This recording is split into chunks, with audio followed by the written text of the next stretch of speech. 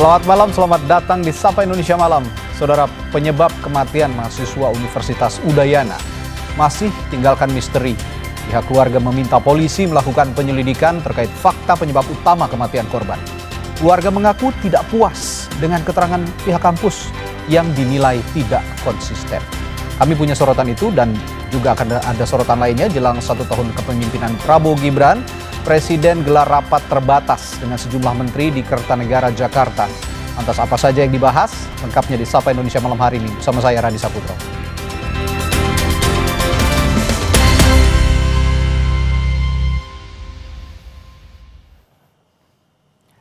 Kami mulai dari berita sebuah kapal tongkang yang menabrak perahu nelayan di perairan antara Tampo dan Pulau Renda, Kabupaten Muna, Sulawesi Tenggara. Akibat tabrakan itu seorang nelayan ditemukan tewas dan seorang lainnya dilaporkan hilang. Kenapa lewat situ dia, Kak? Tidak tahu, Kim. Astaga. Kapal tongkang Buana yang ditarik kapal tugboat menabrak perahu longboat milik nelayan pada Sabtu kemarin. Benturan kuat membuat perahu hancur dan diduga 3 nelayan di dalamnya terhempas ke laut. Seorang nelayan berhasil diselamatkan kapal lain yang sedang melintas, sedangkan 1 orang korban ditemukan sudah tidak bernyawa pada Minggu pagi. Sementara seorang lainnya masih dalam pencarian. Satu buah longboat yang ditabrak oleh tongkang Buana di perairan Selat Tiworo antara Tampo dan Pulau Tobia. 1 orang korban berhasil ditemukan dalam kondisi Mac Delta, itu mengarah tenggara. Selanjutnya tim SAR gabungan melanjutkan operasi pencarian sesuai dengan rencana operasi hari kedua. Yang kini juga sedang menjadi sorotan hangat, saudara, meninggalnya mahasiswa Universitas Udayana masih tinggalkan misteri. Kepolisian Denpasar hingga saat ini masih melakukan penyelidikan terhadap penyebab kematian mahasiswa Universitas Udayana itu. Polresta Denpasar bersama Polsek Denpasar Barat masih melakukan penyelidikan terhadap kasus kematian mahasiswa Universitas Udayana. Dari hasil pemeriksaan polisi di tempat kejadian perkara ditemukan barang milik korban yang berada di lantai 4 gedung Fakultas Ilmu Sosial dan Politik. Polisi juga bilang tidak adanya kamera CCTV atau kamera pengawas di lokasi kejadian menjadi tantangan mengungkap kasus ini. Masih dilakukan penyelidikan, Pak. Masih dilakukan penyelidikan dan pendalaman terkait dengan apakah ada unsur sengaja atau memang kecelakaan. Ini belum bisa disimpulkan ini bunuh diri, Pak, ya? Belum bisa disimpulkan. Di lokasi sesuai keterangan yang kami dapatkan bahwa di lokasi itu di CCTV tidak ada.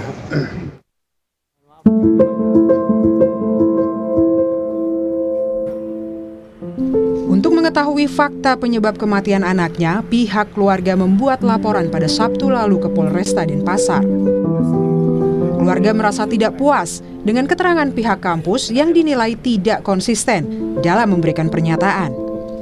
Di sisi lain, isu perundungan dan tindakan nirempati juga muncul pasca meninggalnya korban. Namun begitu, keluarga menyerahkan ke pihak kampus terkait tindakan nirempati yang dilakukan sejumlah mahasiswa. Ingin mencari kebenaran kronologis dari kematiannya ini. Karena yang selama ini kita terima itu beritanya masih simpang siur kronologis kematiannya. Oleh sebab itu saya serahkan kepada pihak kepolisian yang memang sudah jadi tugasnya mereka, karena saya pun juga nggak bisa untuk begini masalah ini. Dan dari pihak kampus pun saya rasa juga kelihatannya juga masih bisa belum memberikan jawaban yang baik dan benar lah. Saya tidak mau bawa ke pidana karena memang saya juga tahu kalau saya punya anak jadi gitu kan, juga kasihan juga orang tuanya. Oleh sebab itu biar dari pihak kampus saja yang menyelesaikan. Sebelumnya, pihak kampus menyatakan ke-6 mahasiswa yang melakukan tindakan nirempati telah diberikan sanksi dari masing-masing fakultas. Wakil Rektor Bidang Kemahasiswaan Universitas Udayana, Gusti Ngurah Ali Susanto, memastikan tidak ada perilaku perundungan terhadap almarhum semasa hidupnya di lingkungan kampus. Pihak kampus juga masih mendalami penyebab utama kematian korban. Memang sebelumnya ketika mengikuti perkuliahan mereka lancar. Anak ini termasuk anak pintar, Bu. Jadi IPK-nya 3,91 sampai semester 7 ini. Oke. Ya, ya. Cuman dari saya sempat berdialog dengan keluarganya, memang ada masalah dari sebelumnya anak ini. Sebelum meninggal sama sekali tidak ada pembulian. Jadi pembulian itu atau saya sebut dengan nir empati dari mahasiswa itu terjadi setelah almarhum meninggal gitu. Karena kan komentar-komentar itu adalah komentar-komentar kejadian itu. Gitu. Korban diketahui meninggal dunia usai jatuh dari gedung Fakultas Ilmu Sosial dan Ilmu Politik Universitas Udayana pada Rabu lalu. Kasus kematian korban kini tengah didalami Polresta Denpasar. Tim Liputan, Kompas TV.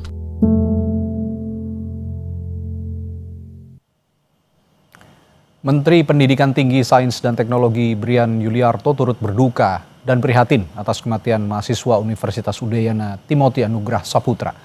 Brian meminta pihak kampus memastikan terus berkomunikasi dan memfasilitasi kebutuhan keluarga dalam investigasi kematian Timothy.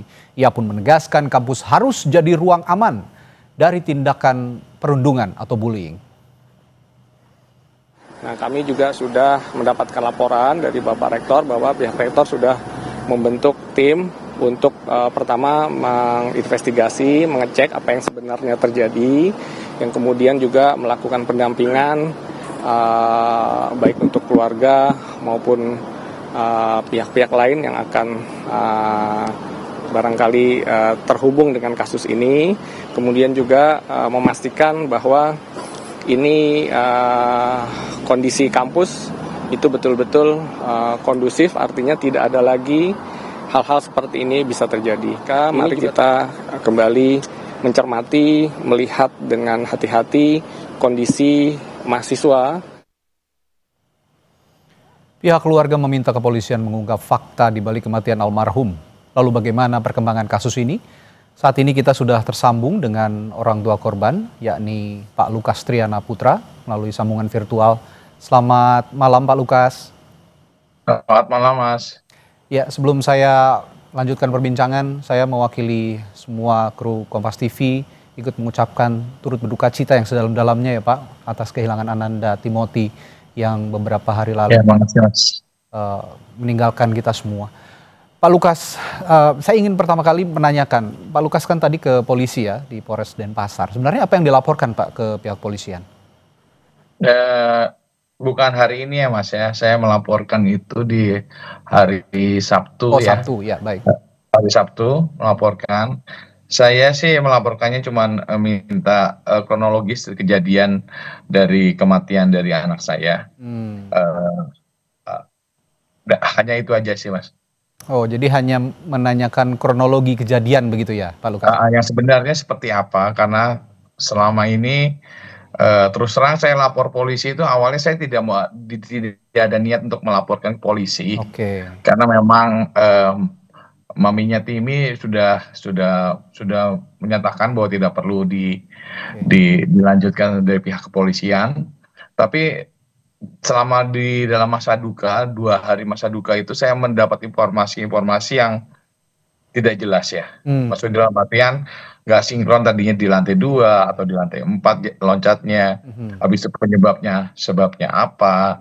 Habis itu misalnya sampai bunuh diri pun penyebabnya gara-gara dorongan sifatnya dari Timi atau dari ada bully dari teman-teman sekitarnya, itu tidak jelas semua.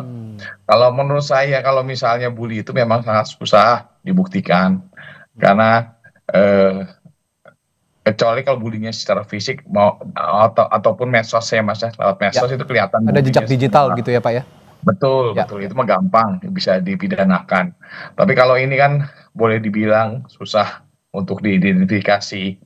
Nah, andai kata misalnya pun ada kelainan dari, misalnya ada anak saya ada yang tertekan, depresi dari ini, kenapa tidak informasi itu nggak ada feedback balik dari pihak kampus kepada kita kedua orang tuanya?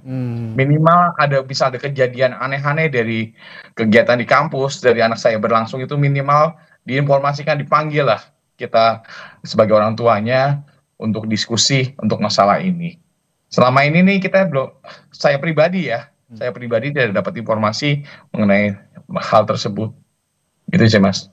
Oke. Yang mendorong saya untuk melapor ke Polres. Oke. Lalu jawaban dari polisi sendiri apa tadi ketika Bapak meminta Terus terang polisi lagi menyelidiki semua ini Mas, dan saya juga menyerahkan sepenuhnya untuk kepolisian, untuk saya yakin lah kepolisian saat ini profesional dan dapat menyelesaikan masalah ini secepat dan sebaik-baiknya dan secepatnya. Tadi Pak Lukas mengatakan bahwa ada ketidaksinkronan begitu ya informasi yang diterima, sehingga Pak Lukas juga memberanikan diri untuk datang ke pihak polisian untuk memastikan apa sebenarnya yang terjadi. Tapi sebenarnya sejauh ini komunikasi Bapak dengan kampus bagaimana Pak? Jadi sebenarnya kampus sendiri itu datang ke rumah duka ya Mas ya, pada hari pertama dan hari kedua. Pada hari pertama itu disampaikan dari pihak kampus bahwa anak saya lompat dari lantai 2.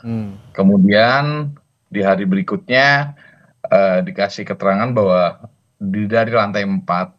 Nah, dari keterangan yang tidak sinkron itu dan penyebabnya masalahnya apa, saya rasa saya lebih baik lapor ke kepolisian, biar nanti kepolisian, karena dari pihak universitas pun saya tanyakan masalah CCTV pun alasannya di CCTV di lantai 4 tidak ada. Sedangkan saya lihat sekarang saya langsung menuju ke kampusnya juga Mas, mau lihat kondisi benar-benar ada CCTV atau tidak.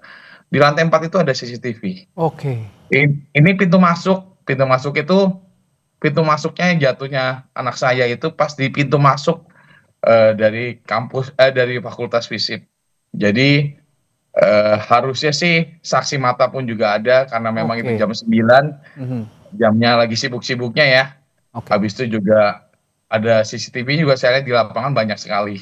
Nah, berarti benar-benar tidak sinkron ketika Anda melihat ada CCTV di situ, dan seperti yang dikatakan bahwa kesulitan dikembangkan bahwa kasus yang menimpa anak Bapak ini karena minim sekali CCTV, itu berarti tidak sinkronnya di situ ya, karena Bapak mengatakan tadi banyak sekali CCTV sebenarnya, termasuk di lantai 4 tadi yang Anda katakan nih Pak. Ya, jadi menurut dari pihak kampus itu di lantai 4 itu ada renovasi gedung, sehingga CCTV di lantai 4 tidak ada. Di lantai 3, 2, dan 1 tuh ada. Jadi, tapi setelah saya lihat di lapangan, ngecek sendiri di lapangan, lantai 4 tuh ada. Tapi nggak tahu hidup atau enggaknya ya Mas. Aktif atau tidak, tapi klaim dari pihak kampus karena lagi ada renovasi, CCTV tersebut nonaktif begitu ya, kira-kira. Ya, menurut keterangan dari pihak kampus seperti itu. Oleh sebab itu, saya rasa lebih baik yang menangani ini adalah pihak kepolisian, biar tuntas lah Mas ya. Oke, nah tapi begini Pak Lukas, soal dugaan perundungan sendiri, apakah almarhum Ananda Timothy pernah cerita ke Bapak soal adanya gangguan dari lingkungan kampus kira-kira? Selama ini sih saya tidak mendengar, karena selama ini saya komunikasi misalnya kan, terus terangan saya di kondisi saya juga pakai tongkat ya Mas ya. Jadi saya untuk ke Bali pun juga sangat susah karena memang di bandara kan cukup jauh jaraknya. Jadi saya selalu komunikasinya via telepon dan saya menanyakan selalu perkembangannya, apakah ada masalah di kampus, apakah ada masalah dengan teman-teman TIMI. Apakah TIMI ada karena saya ngelihat anak saya itu memang, saya ceritakan sebentar ya Mas ya, masalah background dari anak saya. Anak saya itu punya speed delay dari umur 3 tahun Mas. Umur 3 tahun itu dia belum bisa bicara, karena memang ada penyumbatan di telinganya dia. Kita bawa ke dokter dan sudah sembuh. Dan dia akhirnya bisa mendengar baik. Tapi setelah itu kita, karena memang bahasa ibu tidak didengar dari masa kecil, dari masa bayinya, kita waktu dia umur 4 sampai kelas 2 itu, 2 SD itu kita masukkan ke sekolah internasional Mas. Jadi TIMI itu lebih menguasai bahasa Inggris dibandingin bahasa Indonesia. Jadi waktu kelas 3 dan kelas 4 pun kita pindahkan dia ke sekolah yang lokal tapi yang holistik, gitu loh. Nah, dari situ kita pun mendampingi dengan les bahasa Indonesia Mas, agar bahasa Indonesianya itu bisa lancar. Jadi kalau bisa dilihat anak saya tuh bahasa Indonesianya baku sekali. Ya. Kalau dilihat dari Instagramnya, dari semuanya, rekam jejak media sosialnya dia tuh, jadi kesannya makanya banyak yang bully itu karena ngelihat anak saya kok kayak anak kecil gitu loh, cara bicaranya, cara itunya. Tapi memang dari awalnya dari kecil ini memang seperti itu. Cara berbicaranya, karena memang kemampuan dia tuh lebih banyak bahasa Inggrisnya dibandingin bahasa Indonesianya. Oke. Ya. Itu Mas. Baik. Jadi hal-hal itu juga pun yang salah satunya mendorong saya bawa ke Polres, karena biar media sosial itu tidak berkembang secara negatif dan tidak benar lah berita-beritanya. Itu aja sih Mas. Kami juga turut mendukung, mensupport supaya apapun yang Bapak harapkan, keluarga harapkan juga bisa terjawab begitu semuanya, dan proses penyelidikan dan penyidikan di polisi juga memberikan titik terang begitu apa sebenarnya yang terjadi. Meskipun Bapak tadi mengatakan kita tidak akan mendorong ke ranah pidana, tapi setidaknya apa yang keluarga harapkan, jawaban yang diharapkan bisa menenangkan semuanya. Terima kasih Pak Lukas, sekali lagi kami dari Kompas TV mengucapkan turut berduka cita yang sedalam-dalamnya atas kehilangan Ananda Timothy yang sangat Bapak dan keluarga cintai. Terima kasih ya Pak, selamat malam, sampai jumpa lagi saat selalu Pak. Malam Mas. Ya. Saudara, setelah jeda, Presiden Prabowo Subianto memperingatkan generasi muda agar hati-hati terhadap kecanggihan teknologi. Saat lagi di Sapa Indonesia Malam kami hadirkan informasi.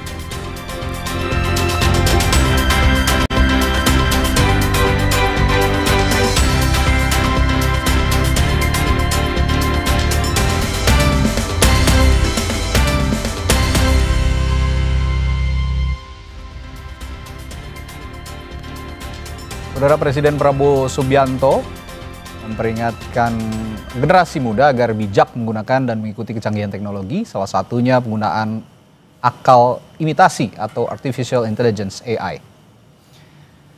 Prabowo menyampaikan hal ini saat hadir dalam pengukuhan mahasiswa baru sekaligus wisuda sarjana Universitas Kebangsaan Republik Indonesia Sabtu siang. Prabowo bilang kecanggihan teknologi seperti AI dapat membantu manusia, namun di sisi lain AI juga berisiko menghancurkan manusia. Salah satunya melalui informasi palsu menyesatkan di era digital yang serba cepat. Oleh karenanya Prabowo meminta masyarakat bijak menilai konten informasi di media sosial. Saudara Hadi Fauziana, program studi teknik mesin dengan ada internet, ada chat GPT, teknologi bisa bantu kita luar biasa. Dan kita tidak boleh takut teknologi, tapi teknologi pun harus kita waspada. Rakyat harus dikasih tahu. Tidak semua yang ada di YouTube, di sosmed itu benar dan baik. Gampang dengan AI membuat seolah-olah benar padahal tidak benar. Sementara itu Menteri Komunikasi dan Digital Mutia Hafid mengungkap Indeks Masyarakat Digital Indonesia atau IMDI meningkat di tahun 2025. Mutia mengungkap ini jadi salah satu capaian Komdigi untuk percepatan transformasi digital dan pemerintahan digital 2045. Indeks Masyarakat Digital Indonesia tersebut diperoleh berdasarkan survei dari 18.000 responden dan 11.000 unit usaha. Komdigi mencatat IMDI meningkat 1,19 poin dari indeks tahun 2024 yang masih di angka 43,34. Komdigi juga meluncurkan Garuda Spark Innovation Hub yang akan membangun ekosistem digital hingga tingkat kabupaten. Lagi di tingkat nasional, tapi juga kita naik menjadi 44,53 pada tahun 2025. Dan Innovation Hub yang nanti kita akan luncurkan bersama-sama juga tujuannya adalah bagaimana kita bisa menaikkan indeks masyarakat digital di Indonesia di tahun 2026. Garuda Innovation Hub yang kita lahirkan ini membuat jejaring baru di tingkat kabupaten kota.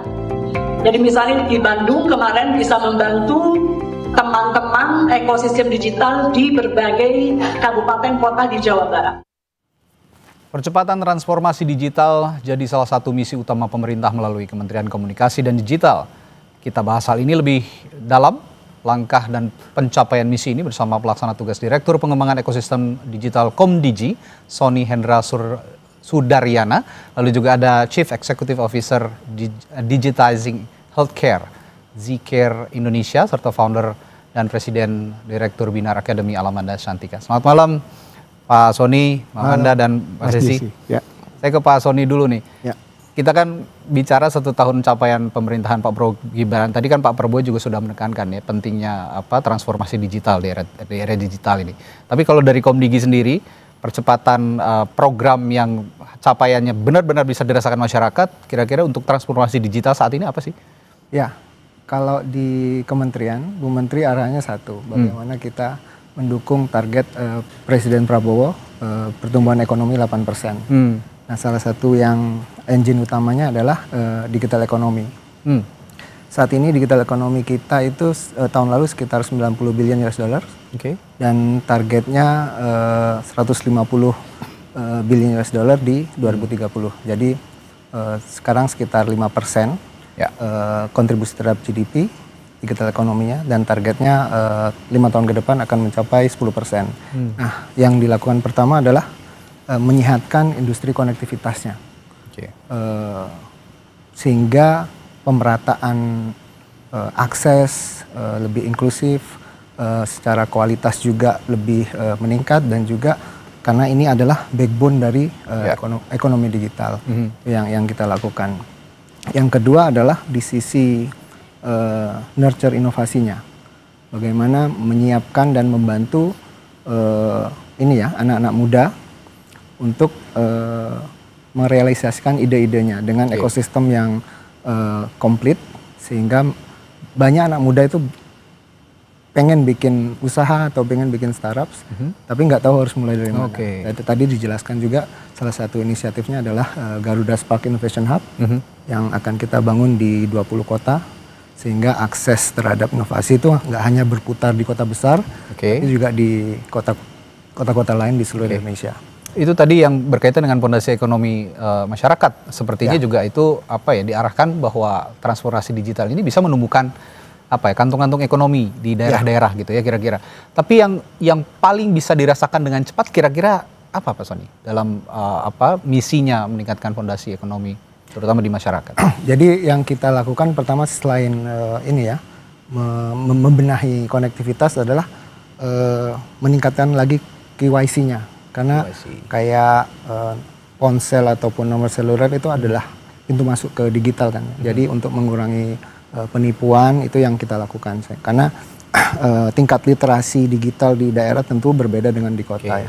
Jadi salah satu yang kita amankan adalah di sisi pintu masuknya. Kemudian di sisi tadi inovasinya, akses kepada network, akses kepada knowledge, akses kepada funding, itu yang kita bawa ke daerah-daerah, sehingga teman-teman yang mau memulai usaha itu tahu konsep berpikirnya, kemudian resources yang mereka butuhkan bisa tersedia di Digital Innovation Hub yang akan kita bangun, yaitu Garuda Spark itu tadi. Saya terima informasi ada yang menarik nih Pak Sony. Salah satu inisiatif yang cukup menarik perhatian tuh peluncuran indeks game rating Indonesia. Ini sepertinya memang sasarannya anak muda kalau ngomongin game ya.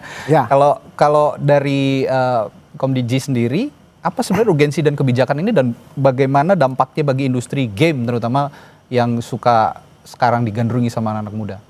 Ya, sebenarnya namanya IGRS, Indonesia Game Rating System. Oh, Game Rating System kan Indonesia, IGRS. Ini mungkin pertama kali di regional ya, ada rating system yang pertama. Sebenarnya ini untuk melindungi industrinya dan juga untuk melindungi pengguna game itu sendiri. Sebenarnya sehingga kayak anak-anak ataupun anak yang memainkan game itu memainkan game sesuai umurnya. Karena banyak cerita juga teman-teman industri game ini bermasalah juga dengan ini.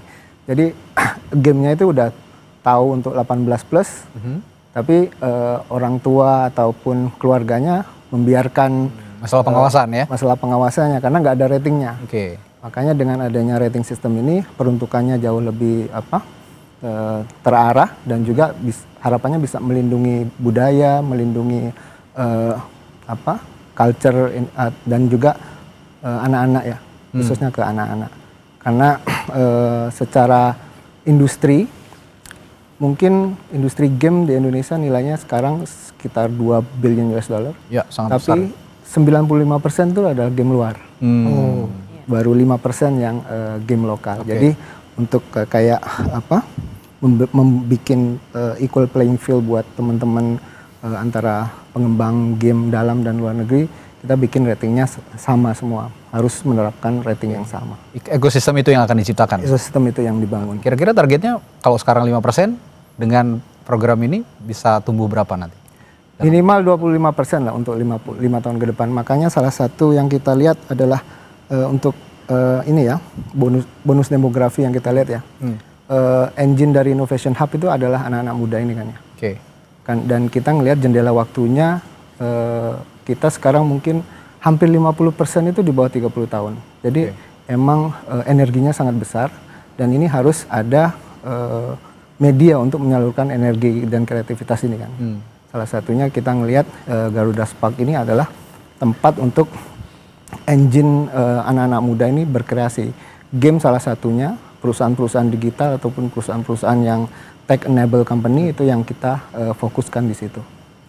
Ya, kita tidak menafikan juga bahwa game itu juga sumber kreativitas sebenarnya ya.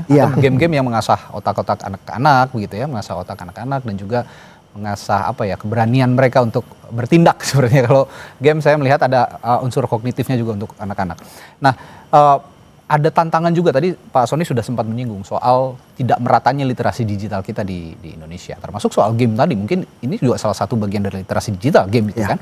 Nah, untuk kedepannya, konkretnya kira-kira Komdigi memastikan percepatan digital ini bisa meninggikan atau meninggalkan kelompok yang belum siap atau belum terjangkau teknologi itu bagaimana kira-kira? Iya, selama ini Indonesia itu dilihat sebagai big market ya, khususnya di ASEAN, mungkin separuh ASEAN adalah Indonesia. Jadi internet user sekitar 220 juta, itu kita udah coverage hampir 80% dari populasi, dan Indonesia mungkin banyak fakta-fakta menarik kayak kita itu nomor 6 dunia dalam hal downloader aplikasi. Jadi secara umur juga digital savvy ya. Jadi dikasih apapun cepat viral lah kalau di Indonesia. Cuman itu nggak merata adanya. Makanya kita ada gerakan nasional literasi digital. Selain untuk mengajarkan tentang penggunaan teknologi secara benar terkait safety, ethics, skill dan culture-nya. Tapi sebenarnya itu juga fungsinya adalah educate masyarakat untuk jadi tadi itu market. Ketika kita punya perusahaan teknologi dari Indonesia, selama ini kan biaya akuisisi untuk penggunanya itu mahal sekali. Jadi dengan adanya literasi digital ini harapannya untuk yang startup di bidang agri ataupun di perdagangan, itu cost mereka untuk akuisisi lebih rendah lagi dengan dibantu oleh literasi digital oleh pemerintah ini. Ini no hard feeling ya, bukan nganggurin Mas Jesse. Ini yang penting dulu saya tanyakan dulu Pak Sony. Nah, nanti setelah jeda Mas Jesse dan Mbak Manda, saya kan juga tanyakan soal kemampuan literasi digital kita di bidang kesehatan, terutama ke Mas Jesse dan juga Mbak Manda, bagaimana Garuda Garuda Spark, Garuda Spark Innovation Hub ini bisa juga mengoptimalkan program yang sedang dielaborasi dan juga diakselerasi oleh Komdigi. Saya akan tanyakan hal itu setelah jeda. Tetaplah bersama kami di Sapa Indonesia Malam.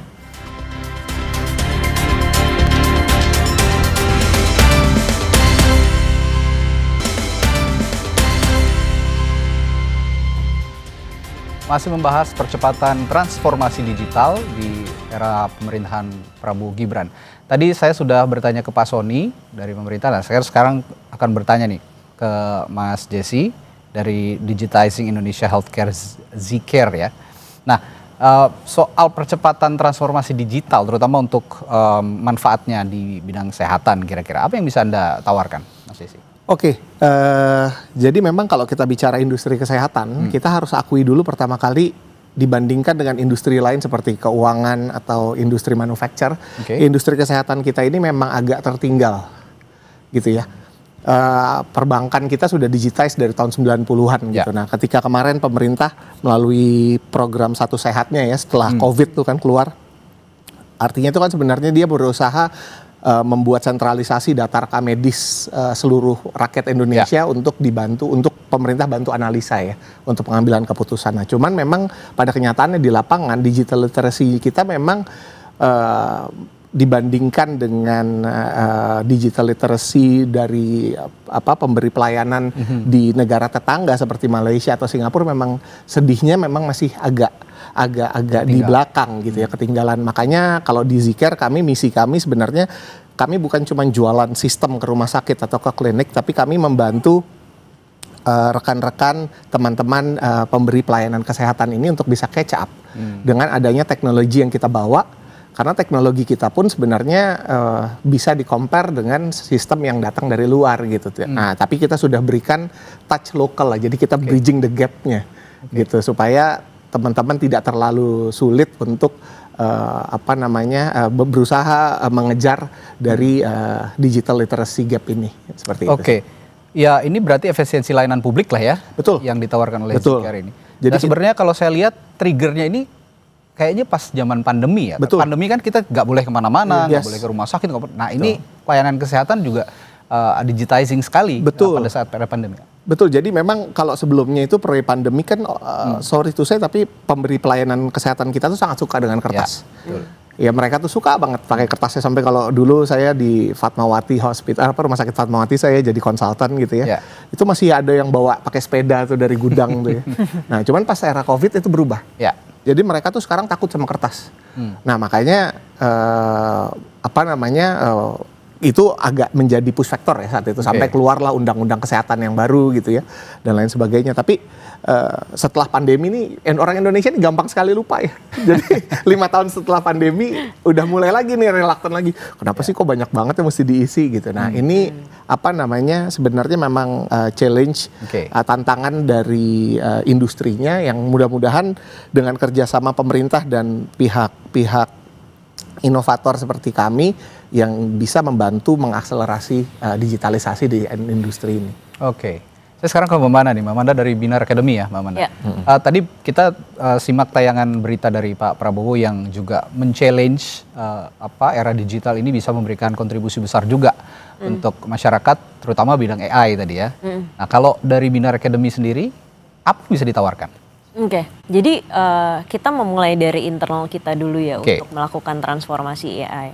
Dan kita udah ngelihat banget bahwa output yang dihasilkan itu sekarang jadi 3 kali lebih daripada yang dulu.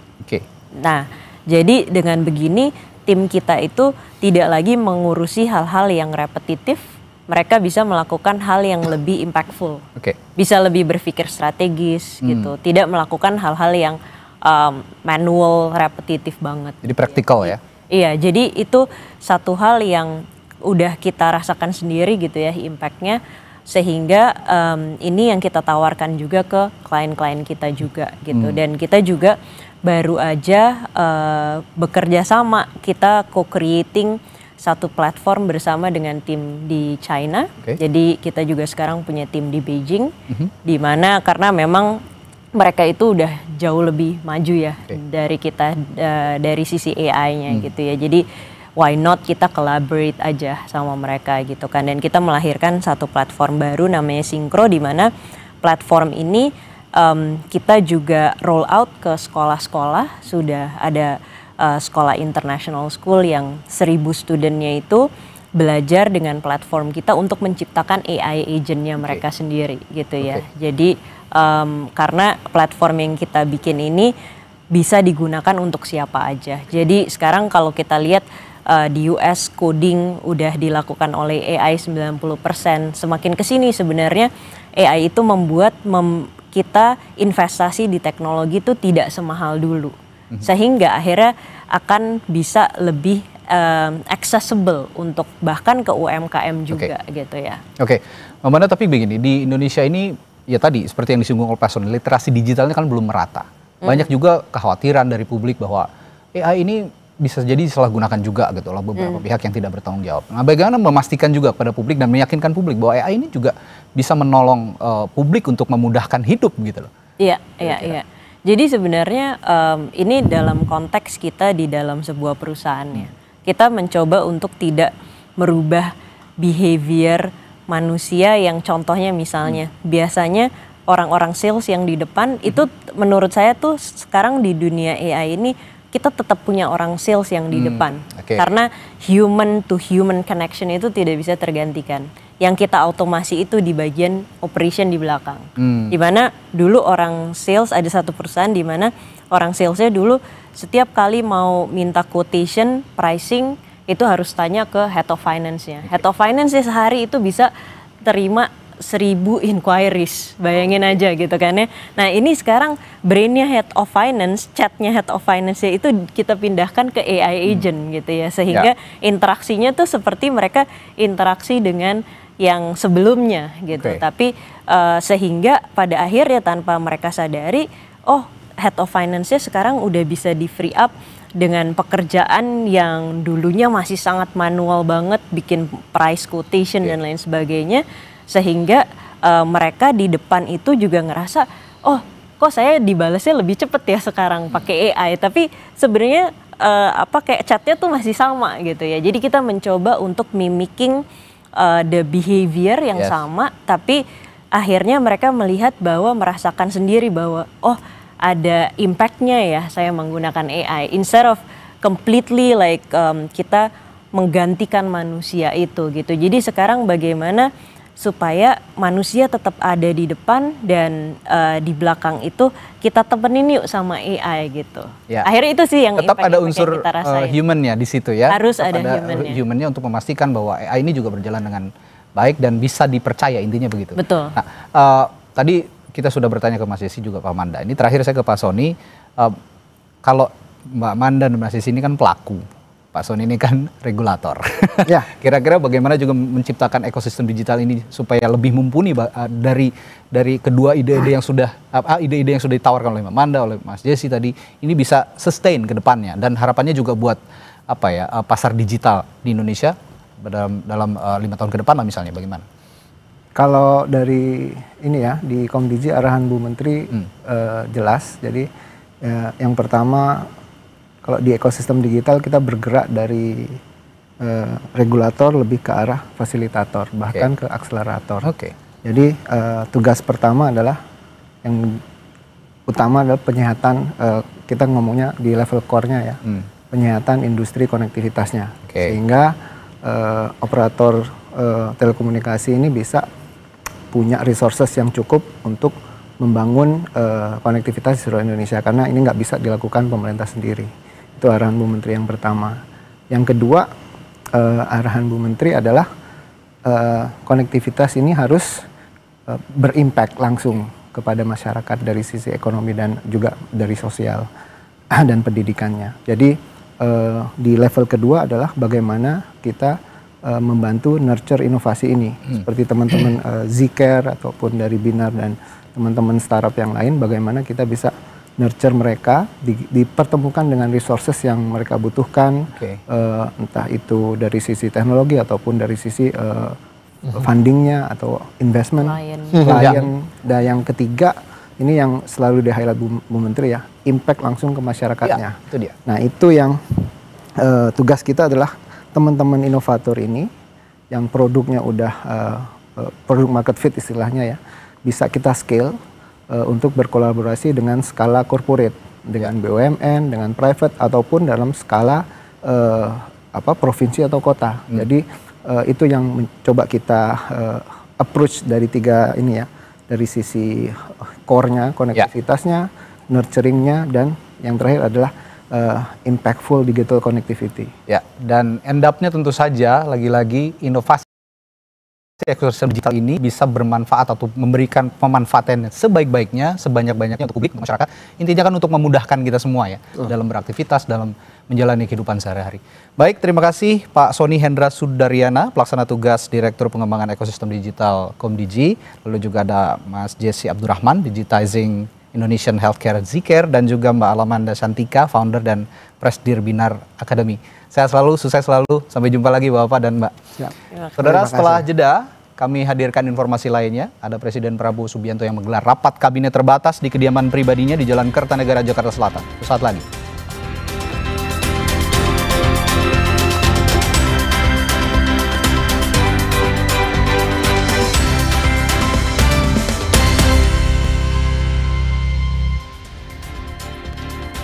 Saudara, Kejaksaan Agung menyita sebuah rumah mewah yang diduga milik tersangka kasus korupsi tata kelola minyak mentah Riza Khalid. Rumah yang disita Kejagung terletak di Jalan Hang Lekir, Kebayoran Baru, Jakarta Selatan. Kapus Penkum Kejaksaan Agung Anang Supriyatna menyatakan aset berupa tanah dan bangunan di atasnya disita dalam rangka pemulihan kerugian negara dalam perkara korupsi pengadaan minyak mentah Pertamina. Sebelumnya penyidik Kejaksaan Agung juga telah menyita rumah mewah yang diduga milik Riza Khalid di Bogor, Jawa Barat. Kejagung juga telah menyita sejumlah mobil mewah yang diduga terkait Riza Khalid dari berbagai lokasi. Sementara keberadaan Riza Khalid saat ini masih diburu tim penyidik Kejaksaan. Tim penyidik Gunung Bunar tidak hanya berusaha melaksanakan pengejaran terhadap tersangka MRC, tetapi juga paralel dengan kegiatan tersebut, tim penyidik telah melakukan penyitaan sebuah bidang tanah beserta bangunan di Jalan Hang Lekir 11, Kebayoran Baru, Jakarta Selatan. Hal ini dalam rangka pemulihan kerugian negara dalam perkara tindak pidana korupsi pengolahan minyak mentah di Pertamina. Demikian. Sorotan lainnya, Presiden Prabowo Subianto gelar rapat kabinet terbatas di kediaman pribadinya di Jalan Kertanegara, Jakarta Selatan. Beberapa anggota kabinet yang datang ke rumah Kertanegara diantaranya Mendikti Saintek Brian Yuliarto, Menteri Pertahanan Syafri Samsudin, Kepala BIN Muhammad Herindra, Mensesnek Prasetyo Hadi, serta Panglima TNI Jenderal Agus Subianto. Mendikti bilang, Presiden meminta jajarannya menghitung alokasi sumber daya manusia, menyesuaikan dengan perkembangan industri baru.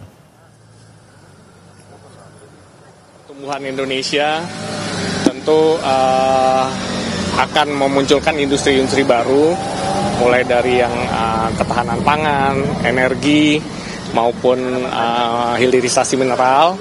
Nah, kami kembali diingatkan untuk menghitung secara cermat SDM yang dibutuhkan, termasuk juga beasiswa-beasiswa LPDP dan lain-lainnya, apa yang dilakukan di perguruan tinggi maupun beasiswa-beasiswa LPDP dan lainnya itu sesuai jumlahnya supaya jangan ada mismatch antara SDM yang kita siapkan di pendidikan tinggi dengan nantinya pertumbuhan industri yang ada. Selanjutnya, Menteri Sosial Saifullah Yusuf mengunjungi sekolah rakyat menengah atas 33 Tangerang Selatan. Pada kunjungan kali ini Mensos didampingi Wamensos Agus Jabo dan Sekretaris Kabinet Teddy Indrajaya. Mensos Saifullah Yusuf dan Seskap Teddy Indrawijaya sempat berkeliling untuk melihat kegiatan siswa di sekolah rakyat. Teddy menyatakan pemerintah telah membangun 165 sekolah rakyat. Teddy pun menyebut Presiden Prabowo ingin semua anak-anak bisa bersekolah. Sekolah rakyat disediakan bagi anak-anak yang putus sekolah atau mengalami kesulitan untuk bersekolah. Sementara Mensos Saifullah Yusuf menyatakan sengaja mengundang Seskap Teddy karena Teddy termasuk salah satu pihak yang sejak awal diminta Presiden untuk mengawal program sekolah rakyat.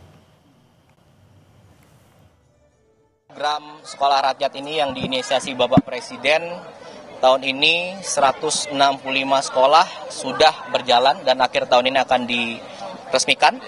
Kemudian ini salah satu dari sekian banyak yang sudah Pak Mensos kunjungi dan saya kunjungi langsung. Dan di sini tadi ada 138 anak-anak.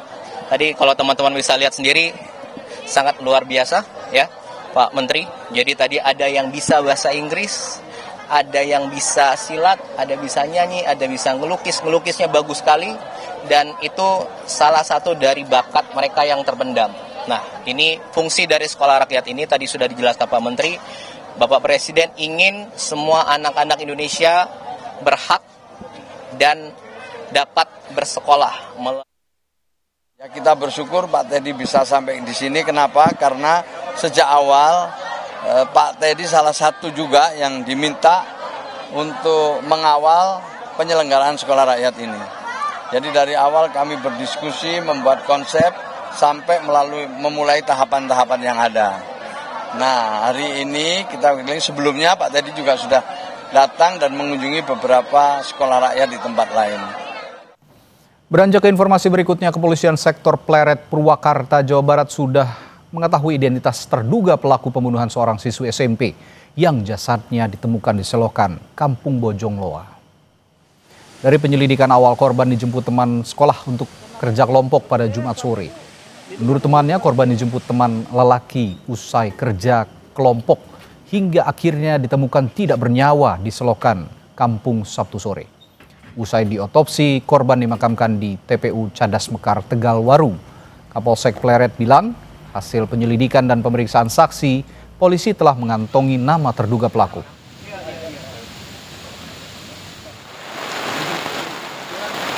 Kita sudah periksa teman-teman korban, teman belajar bersamanya, kemudian pihak keluarga, dan beberapa saksi yang mudah-mudahan bisa mengarah ke orang yang terakhir berhubungan dengan korban. Namanya sudah ada di tangan kita, dan mudah-mudahan bisa ketemu. Saudara, informasi tadi sekaligus jadi penutup Sapa Indonesia malam hari ini. Kami ingatkan Anda agar jangan lupa cukupi kebutuhan air mineral Anda setiap hari dan rasakan kesejukannya. Saya Radi Saputro berterima kasih atas 1 jam kebersamaan Anda. Kita jumpa lagi besok.